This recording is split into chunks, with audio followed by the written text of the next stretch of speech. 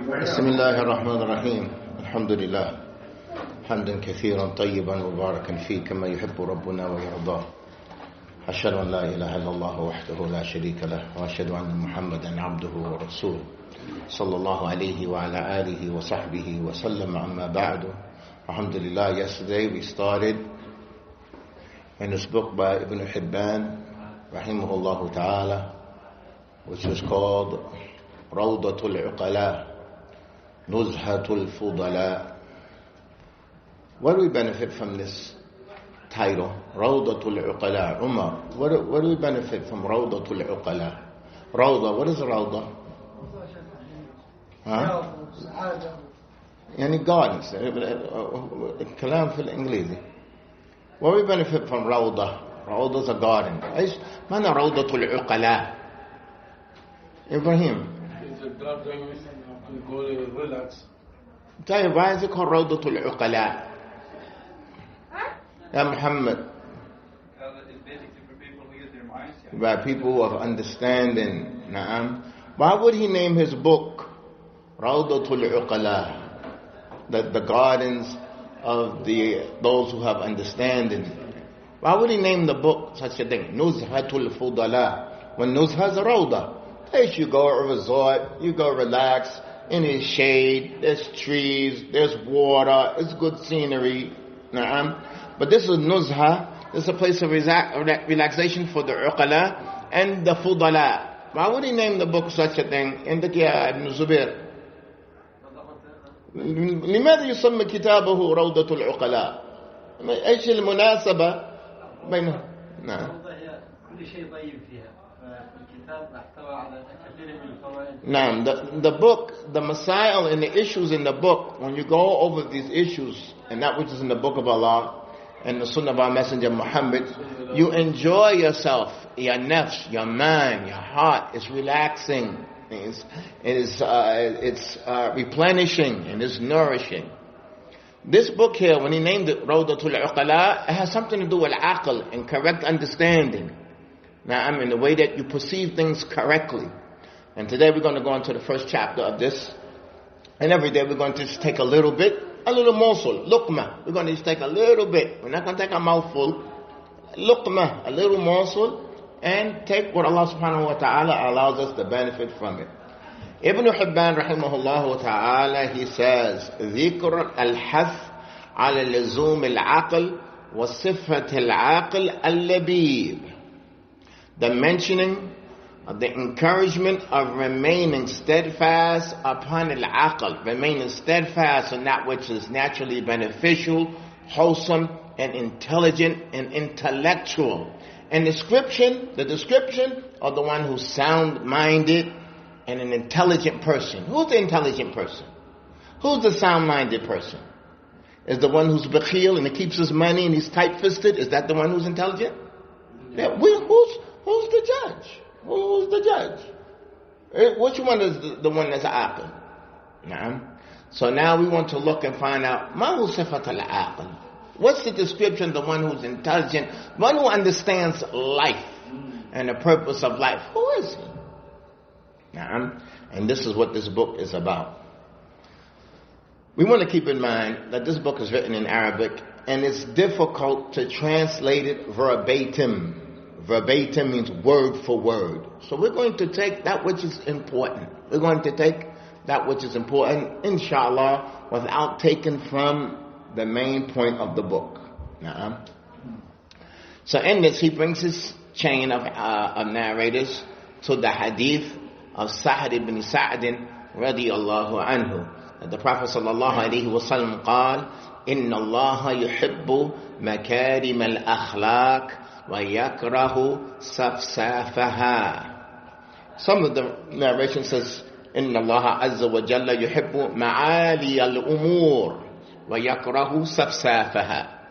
Indeed, Allah loves the honorable, upright conduct and behavior. Allah loves the high, honorable behavior in conduct and etiquettes, and He dislikes, Allah hates the low and disgraceful and debased behavior and conduct.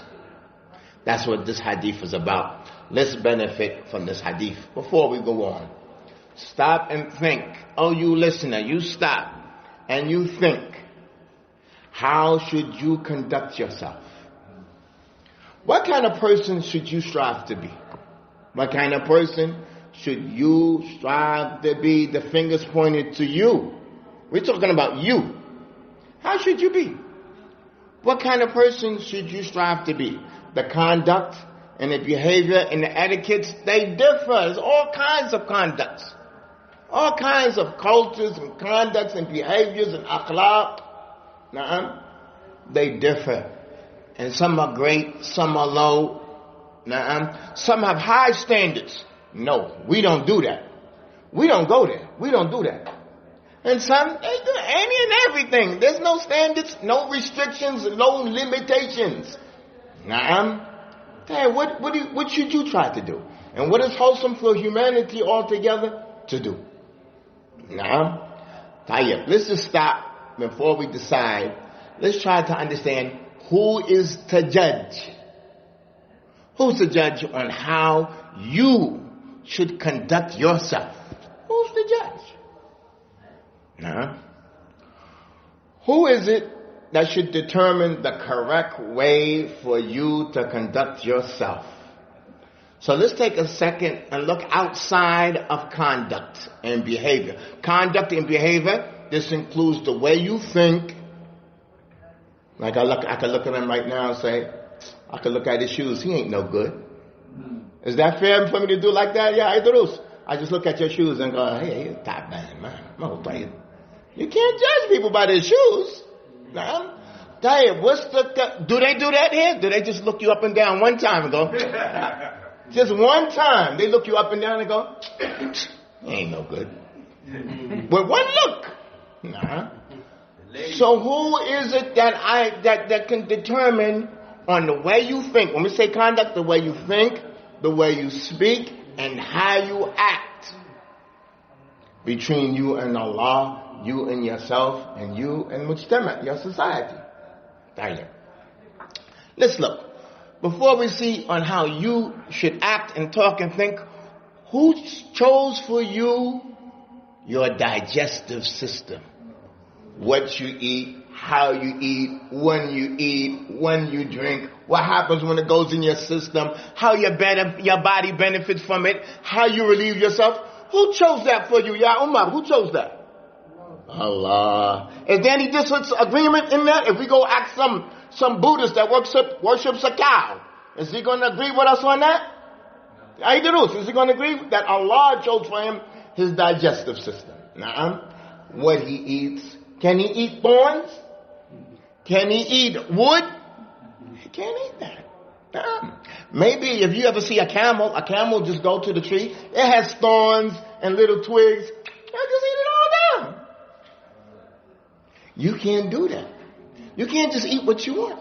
Okay? Who chose for you your nervous system? That you can lift up your hand whenever you want. You have a body temperature. Your eyes are blinked sometimes involuntarily. And then sometimes you can do it voluntarily when you want to do it. Who chose for you your nervous system? And then you have a spine. And you have temperature. Sometimes you're cold. Sometimes you're hot. Sometimes you sweat. Who chose for you the system? Allah chose that for you. Tayyib, look a little further. Who chose for you your respiratory system? When you breathe, and oxygen goes to your brain. Some people, if they can't breathe, maybe they'll die. Is that true? And if somebody closed off a room and there was no oxygen, he can't go under the water and just breathe in the water. Why not? Who chose for him his respiratory system? Ya Shahad. Allah chose for him. Tayyib, his reproductive system, Ya Saleh. Who chose for him his reproductive organs? The reproductive organs of a man is not like the reproductive organs of what? Of a woman. Who chose these things? Unanimously. There's not going to be any disagreement between a Muslim, a Jew, a Christian, Buddhist, Hindu, Rastafarian, 5%er. We go on. Black Lives Matter. We can keep on going. There's not going to be any disagreement in that. So if we agree upon that, we agree upon this, isn't the one who created you and chose for you how your mind and body works, shouldn't he be the one to determine how you conduct yourself? He determines how you conduct yourself. He determines all these other things that dynamically affect your life. Your teeth. People get teeth aches. You get a toothache. You get a headache. You get pain. There's treatment for it. So in this hadith, let's go back to the hadith. The Prophet ﷺ said, "Inna Allah yuhibbu makarim al-akhlaq." Allah loves the high standards of good conduct. What is he talking about when he loves the high standards of a good conduct? Is he talking about sheep and camels and goats? Or is he talking about mankind? He didn't mention mankind in the hadith, but that's what he's talking about. Allah is just talking about the akhlaq. Who is the الذي يتصرف بهذا الأخلاق? Who is it carrying with this akhlaq and behaving with this akhlaq? Is mankind. Allah loves ma'ali al-umur, the things that are high. They have high standards. High standards. ويقرأ صفصافها يعني رديئها وحقيرها وسيئها. He dislikes things that are low from behavior. And things that are evil and wrong from behavior. So now we have two kinds of behaviors, two kinds of conducts. One is what? Ma'aliya, makarim, honorable. وعندنا أخلاق السيئة. نعم. طيب. Allah, when it says Allah loves, what is that? If we go back to the beginning, it says hath. ذكر حث على اللزوم العقل. This is an encouragement. Allah loves this. This is an incentive. This is an encouragement for you to realize what's beneficial for you, the one who created it, the one who created you. Allah subhanahu wa ta'ala says, قَدْ أَفْلَحَ مَنْ زَكَّاهَا وَقَدْ خَابَ مَنْ دَسَّاهَا. هذا يكفينا. قَدْ أَفْلَحَ. He's successful, the one who purifies his mind and his soul. Zakah, he keeps it clean. He doesn't keep it dirty. If it gets dirty, he brushes it off and makes tawbah and keeps himself clean, honorable, upright. He might fall down, but he gets back up. And he keeps his soul, his mind, his psyche, his nafs is always high. فوق الخوصة. تعرف ما معنى هذا يا؟ من الجنوب هنا يعرف فوق الخوصة؟ يا لا فوق النخلة. He's above the trees. He's above the clouds. He's not thinking low. He's not thinking low down there. He's up high in his speech, in his actions. If somebody harms him, he's willing to forgive. He's not quick to make intiqam and get revenge. He has the best of speech, the best of akhlaq. So in this, brothers in Islam, this is an encouragement for us to have high standards, that you have high standards. And we look at the difference between anything. We have the difference in gold. We might have difference in car motors. This standard of this car is on a higher level. It's on a higher level. So we're going to take a look at one line, and we're going to stop from what the Shaykh says about this hadith. Shaykh Ibn Hibban, Al-Imam Al-Hafiz Ibn Hibban rahimahullah, قال إن محبة المرء المكارم من الأخلاق. إن محبة المرء المكارم من الأخلاق وكراهيته صفصافها هو نفس العقل. We're going to stop here for today. The fact that somebody loves and he strives for the highest standards in akhlaq, he loves this and he's striving for this. to have the highest standards of akhlaq and conduct and etiquette and manners and behavior. And the fact that he loves that, and the fact that he dislikes low and disgraceful and debased things, this shows that he has intellect, that he has understanding. Just the fact that he loves that, just the fact that he hates that, that shows that's an intelligent individual. That's the labib. That's the fahim. That's the one that has understanding. He understands what life is about. And he uses his intellect to benefit him. So this book, Ibn Hibban, rahimahullah, inshallah, fiha fa'idah kabira. And that's our hadith for today. And Sa'd ibn Sa'd, Inna Allah yuhibbu makarim al-akhlaq wa yakrahu safsafaha. Verily Allah loves the high standards of akhlaq. If Allah loves it, that's an encouragement for you, the one who created you. And if Allah dislikes something, why would you be in something that Allah dislikes? Now, I mean, Allah dislikes this for you.